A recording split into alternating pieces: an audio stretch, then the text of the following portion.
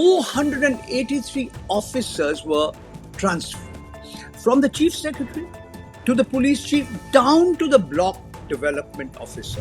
The Supreme Court Chief Justice remark about youngsters being cockroaches has led to the formation of a political outfit called the Cockroach Janata Party. There's always been tensions between Hindus and Muslims, but for decades and decades and decades, under Congress, under the left, you had communal harmony, even under the Trinamool Congress. Hello and welcome to the IDEM Risala Update interactions once again. We have with us Paranjoy Guha Thakurta, renowned author, economic affairs observer, political observer, and somebody who has been consistently the conscience of Indian journalism for several decades now.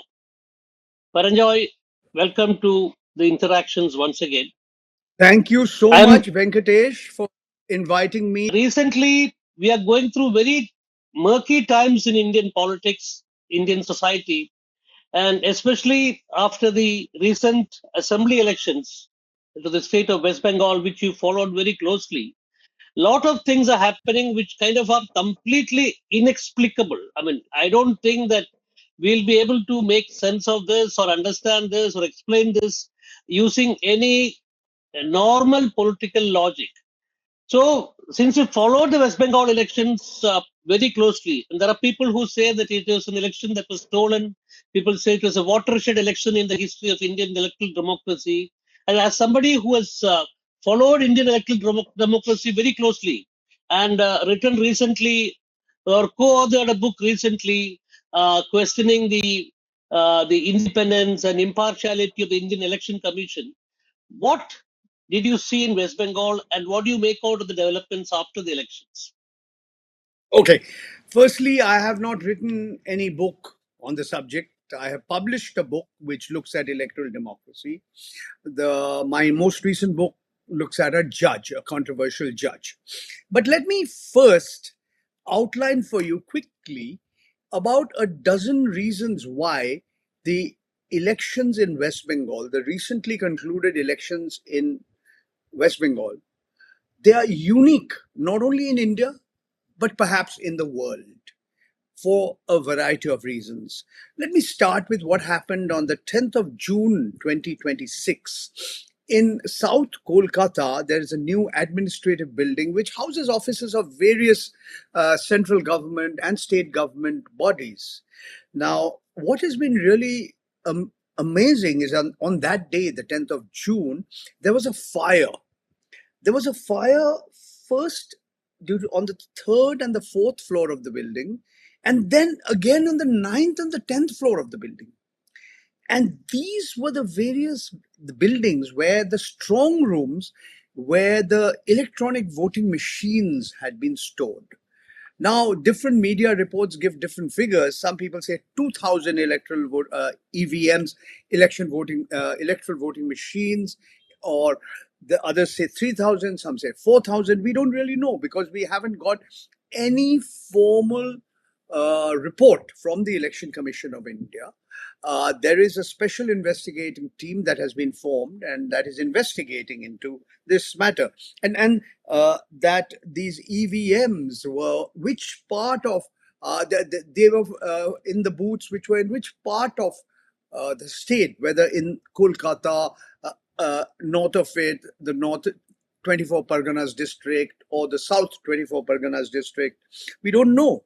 But what we know is that the new government's minister for fire and emergency services has also raised several questions about what has happened. Okay, now let's come a little bit and look at the big picture. There are some things that have never ever happened before in India and even the world.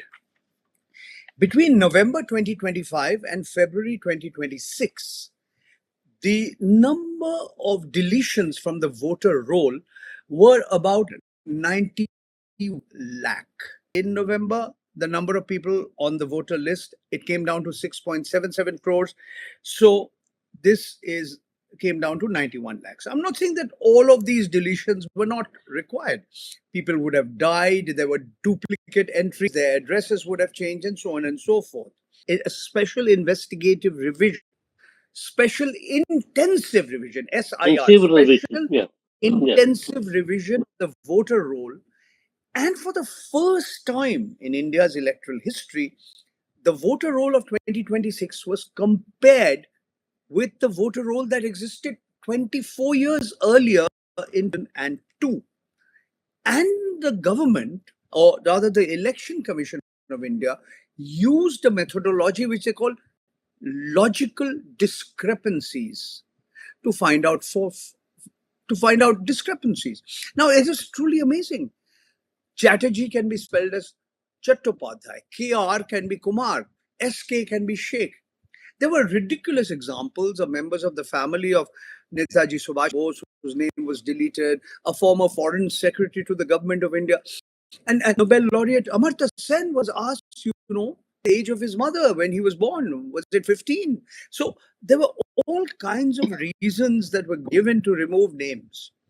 Now, again, for the first time in the history of India, the Supreme Court of India appointed judicial officers from neighboring states of Jharkhand and Orissa to work on the tribunals to determine who is eligible to vote and who is not eligible to vote.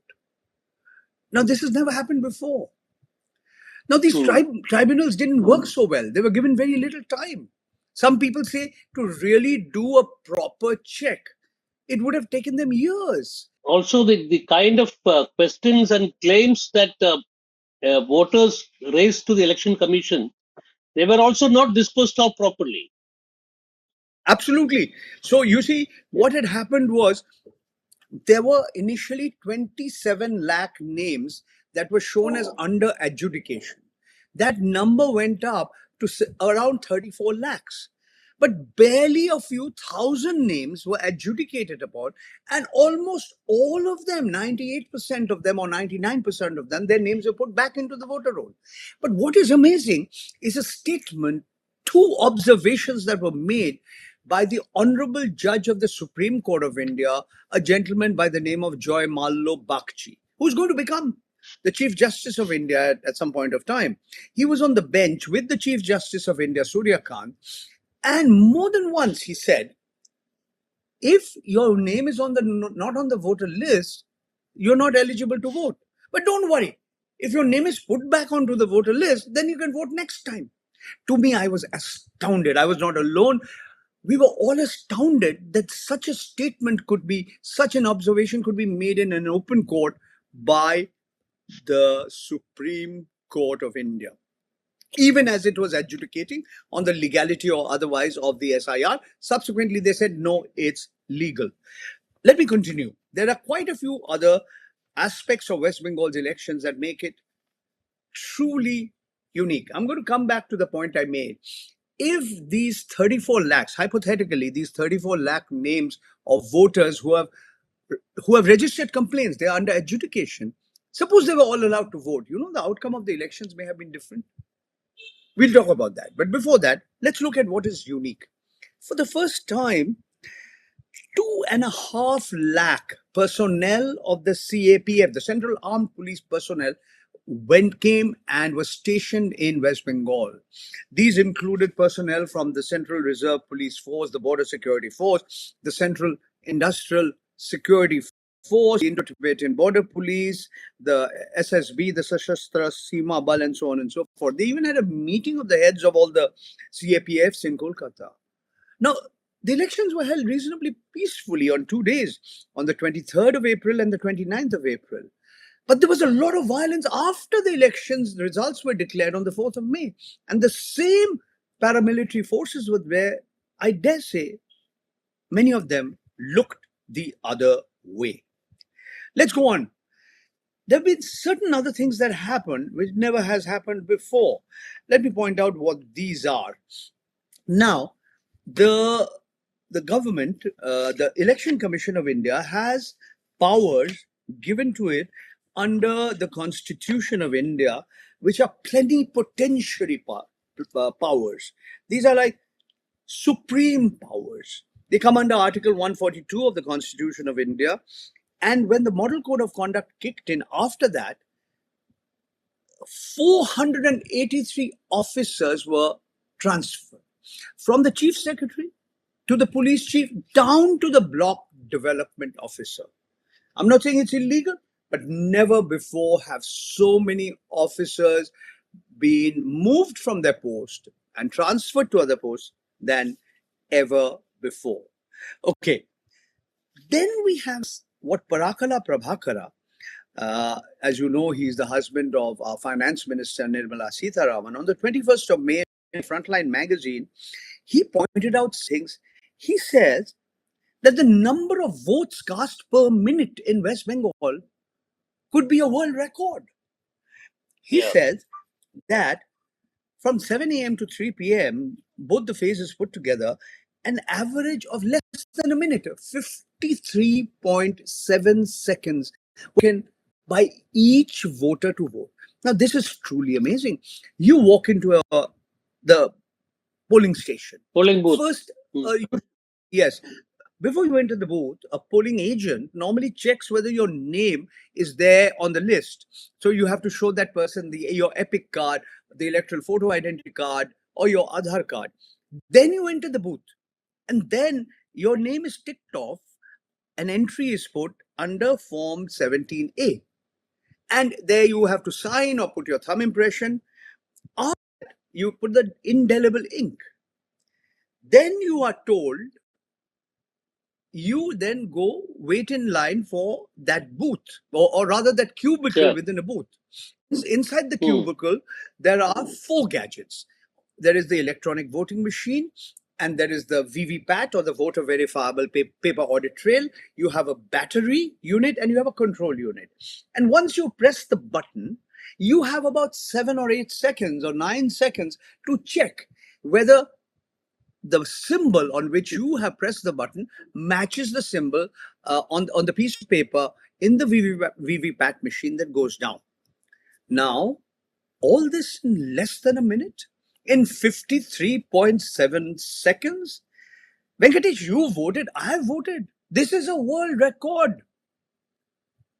This is a world record. It never happened before. It doesn't matter if our Honorable Home Minister, Mr. Amit Shah, happened to be stationed in Kolkata, and the Home Ministry was stationed in Kolkata for almost 2 weeks, that he held 50 meetings, that the Prime Minister, Mr. Modi, addressed 18 rallies. But this was unique. Let me now come to the results, the outcome.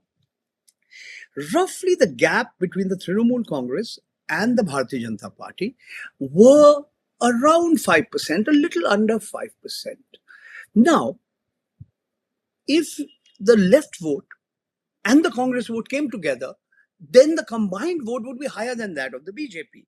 But what happened is 70% of the seats went to the BJP and 30% went to the TMC. Exact numbers, the BJP got 77 out of 294 in 2021. It went up to 207. One more was added when there was a by-election held. The Trinamool Congress's number came down from 215 to 80. The BJP's vote share went up from 38.39% to 46.20%. And that's an increase of about 7.8%. And the Trinamool Congress's vote share came down from 48.55%. Out of that 10%, they had not voted for the BJP earlier, they voted this time. So for the first time, the Bharatiya Janata Party came to power in the state of West Bengal. And let me tell you, I met several BJP leaders. They were very surprised. Just as the representatives of the Mahayuti Alliance were surprised in Maharashtra, where 40 lakh new names were added, just like in Bihar, where the NDA was surprised, the National Democratic Alliance, with the outcome of the results. So in a sense, the Election Commission surprised everybody, including the incumbent regimes in Maharashtra and Bihar and the Bharatiya Janata Party in Bengal. I want to highlight for you some of the discrepancies that took place during the elections. I want to make a few general observations, and then talk specifically about a few constituencies. May I, Venkatesh? Please, please, please. Yeah. Let's start with Bhabanipur, Hmm. the constituency, assembly Constance. constituency in South Calcutta, South Kolkata, where Mamata Banerjee, the former chief minister of West Bengal, she lost. She lost by 15,105 votes to the current chief minister, Suvendu Adhikari. Now, the number of uh, deletions from that voter list was around more than 1/5, 22%. Now, if indeed that had happened, what we find in that particular constituency, of the names deleted, 40% were Muslim, whereas the total population of Muslims in that constituency is around 24%. The same story was repeated in other states. Nandigram, where Subhendu Adhikari also won, in districts like Murshidabad, and so on and so forth. One estimate made by Aparna Bhattacharya in The Wire on the 6th of May, 2 days after the election results were known, that around half, 150 out of the 295 assembly constituencies, the number of deletions from the voter list was more than the victory margin. And this benefited the BJP more. They got 99 seats, whereas earlier in these 150 constituencies, they had got 19. So they got 80 more seats. More seats, yeah. Now, a more recent article in the Scroll on the 16th of June by Bhanu Joshi and Nilanjan Sarkar have found out that there was a very strong relationship between the deletions under the SIR, the Special Intensive Revision, and the electoral performance. And their studies and their statistical analysis with charts show that the more the number of deletions in the electoral roll, the better the BJP did in those specific constituencies. And this was very, very much unlike Bihar. Two other things I want to mention now. The outgoing chief electoral officer, Manoj Kumar Agarwal, became the chief secretary.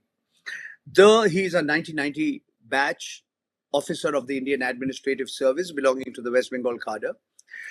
The Special Electoral Roll Observer, Subrata Gupta, also a retired IAS officer, he is now the advisor to the Chief Minister.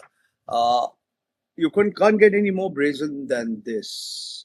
Now, let me tell you two things about what happened. And this is a series of studies, journalistic reports by The Scroll, by Alt News, and they come up with some amazing information about a booth in Newtown, a place called Rajarhat, which is a part of Kolkata.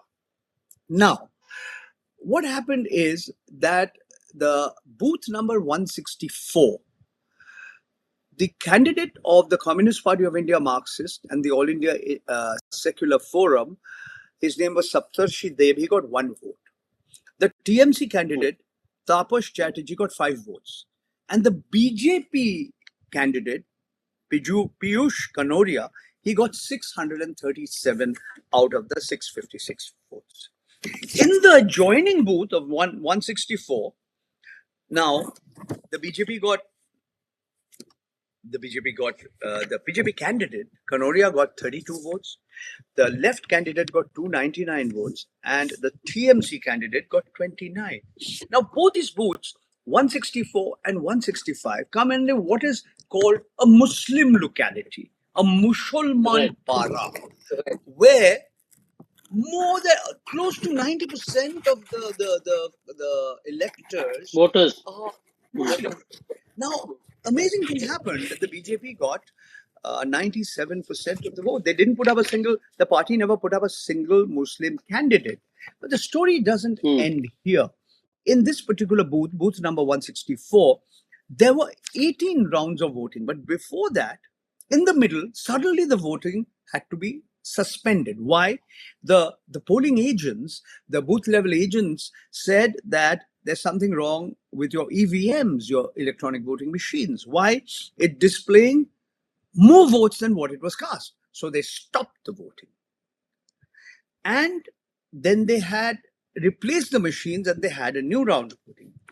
The counting in booth number 164 went up to 11 p.m. at night, 18 rounds.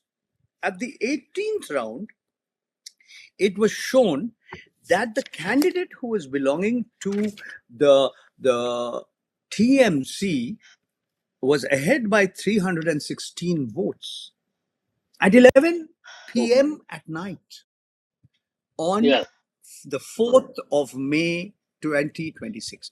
Then we don't know what happened. Somebody complained. We don't know who complained. Somebody demanded a repoll, but the repoll happened. And in the morning, the BJP candidate, Mr. Kanoria, had won by exactly the same number. The TMC person was leading by 316, and the BJP candidate won from a Muslim-dominated area by 316, exact number of votes. Venkitesh, this is mind-boggling. This has never happened. And please, you read these reports. These are all reports which are based on These are, of course, we have come across these reports, but Paranjoy, we have come across these reports from the forums that you talked about, including Alt News and Scroll and all that. But then what we have, the response from the Election Commission and the authorities has been a kind of resounding silence, I mean, radio silence, if you want to call it. So, absolutely. What do you make absolutely. In Hindi, they will say khamosh, complete silence. So, what do you make out of this? I mean, what does it behove for the electoral democracy? If I look at the if I look at the big picture, yes, there were strong anti-incumbency sentiments against the Trinamool Congress regime. They were in power for 15 years. There were allegations of corruption. The education minister was arrested. He and his friend, they found sackfuls of currency notes at their home. Mamata Banerjee herself told her own people to return the bribes they had taken. There was a lot of opposition when the young doctor, she was murdered and raped in the middle of the night at RG Kaur Medical College and Hospital. That led to an outpouring of protest. Grandmothers, mothers, wives, daughters, granddaughters were out on the streets in the middle of the night having a protest. Nothing like this has ever happened before. And Mamata Banerjee, she did not, in my opinion, and the opinion of others, act quickly enough, suspending the person in charge of that particular medical college and hospital, who eventually was behind bars. There's a CBI inquiry, and incidentally, the victim's mother, she is now an MLA belonging to the BJP. So yes, anti-incumbency sentiments were definitely important against corruption, against atrocities against women, and there were several other reasons. But it doesn't tell you the full story. As I said, if you just hypothetically add the votes, which were the voters that were under adjudication, and by the way, a former judge of the Calcutta High Court, he resigned, ostensibly for private reasons, personal reasons. But if you just add that number of 34 lakh votes, just hypothetically, you are coming to the exact number or close to the exact number of votes by which the TMC won.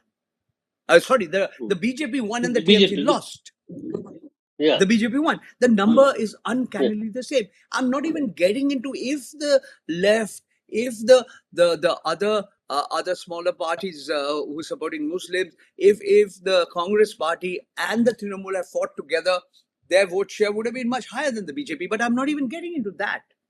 But this was the reality of West Bengal.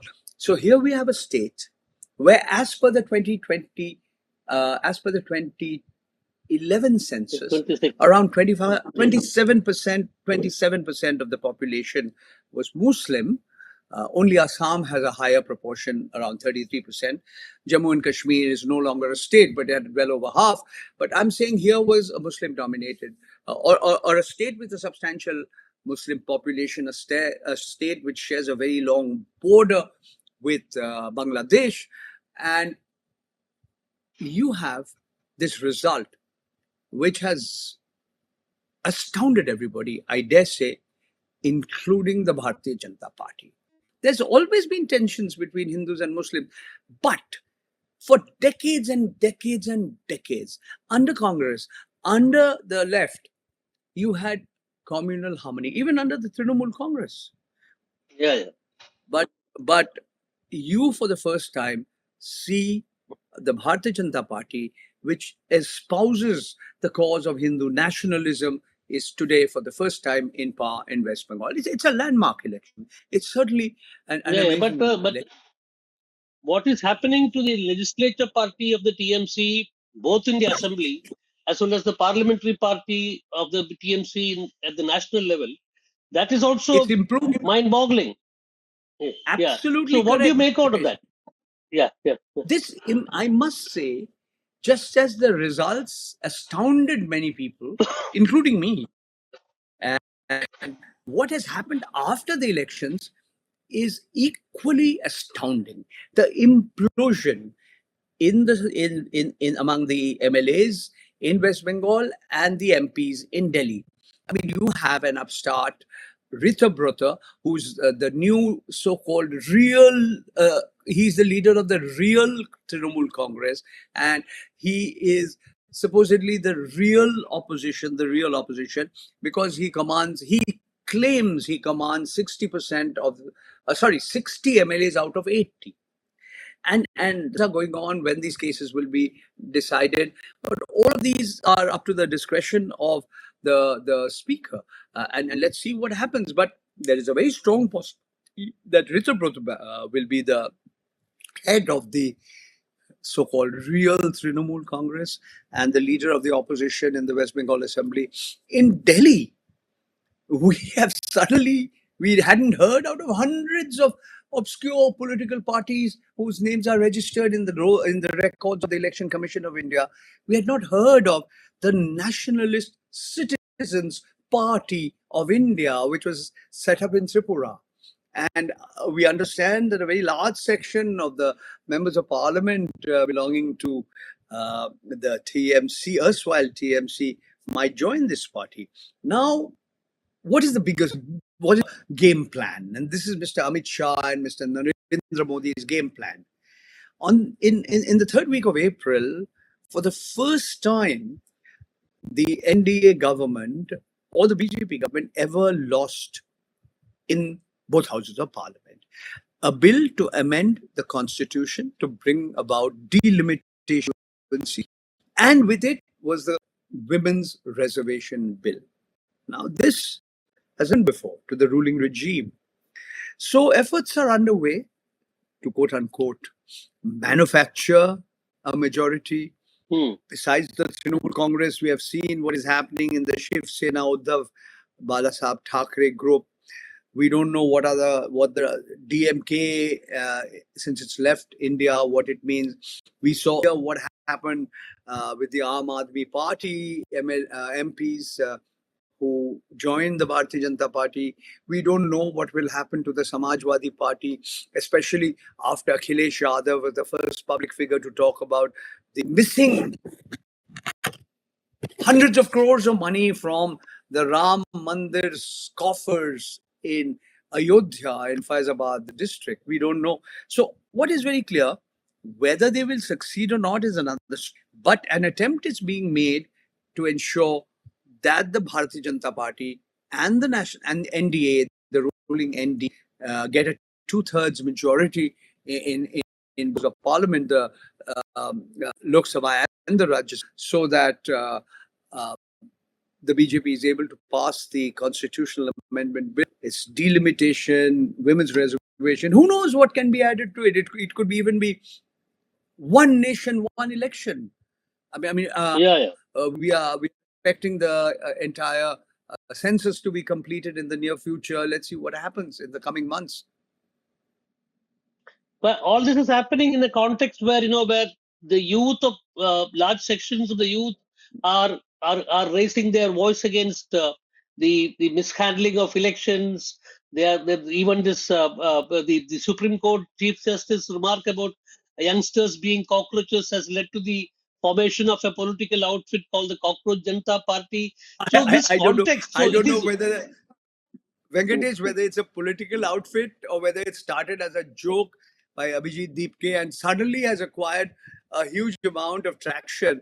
But the point is, Yeah, Mr. yeah. Chief of India, Surya Khan, so-called clarification about what he meant by who he meant by cockroaches, I don't think it convinced too many people at a time when so many students have committed suicide, at a time when the national entrance eligibility entrance test, NEET, when the Central Board of Secondary Education, those tests, we have seen how youngsters have showed you how that entire system can be manipulated. We have seen how this has become a huge issue. But our not so honorable Minister for Education, Sri Dharmendra Pradhan, remains ensconced in his seat and he hasn't resigned. And the government has not responded to the demands of either the INDIA alliance parties or the Cockroach Janata Party.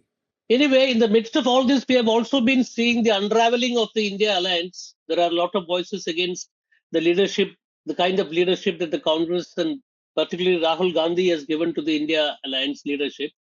Where do you think all this is headed? Because uh, clearly we are That's a tough. facing. It's a tough call, Venkatesh. It's a tough call. What will happen in the coming months is difficult to predict. We know the census operations will be concluded. We know this whole delimitation process will begin. The whole process of the women's reservation will. We know the elections are scheduled to be held in India's most populous state, Uttar Pradesh. We don't know if they will be brought forward or not. We don't know what will happen, the consequences of the SIR in Uttar Pradesh. Then there are some other states that are scheduled to go for polls. That includes Punjab, and there are smaller states. There's Gujarat, there's Goa, there's Manipur. We don't know what will happen. All I can say, and by the way, the economy is in pretty bad shape. I'm not saying this. The Prime Minister has announced a set of austerity measures, which obviously means that the economic situation is not good. It's in fact pretty bad. So these are going to be very, very difficult, challenging times, the coming months. That's all I can say. I am in the business of trying to understand the political economy of this country. I don't wish to become an astrologer because you can get it wrong. I thought the TMC and the BJP, it would be a close contest, but I was wrong. 70% of the seats Right. went to the BJP and 30%. So we who claim to be political analysts, we get it wrong. So since we're all getting more intelligent by hindsight, let's wait and watch. Well, I mean, I would conclude with one last question. See, on very many occasions, including when there have been challenges to electoral democracy, parliamentary democracy, and also when serious questions of executive authority has been challenged, you had gone to this judiciary, and of course you have had your battles with the judiciary also, but you have gone to the judiciary at several occasions and kind of tried to uh, raise these issues in the judiciary and come up with some kind of corrective measures. So are you planning to do something on the West Bengal elections, especially No, no, because you are no. I am a journalist. Venkatesh, I'm a journalist, I'm a publisher, I'm an author. I make videos, I make documentary films, I make music videos. Once upon a time, I used to teach also.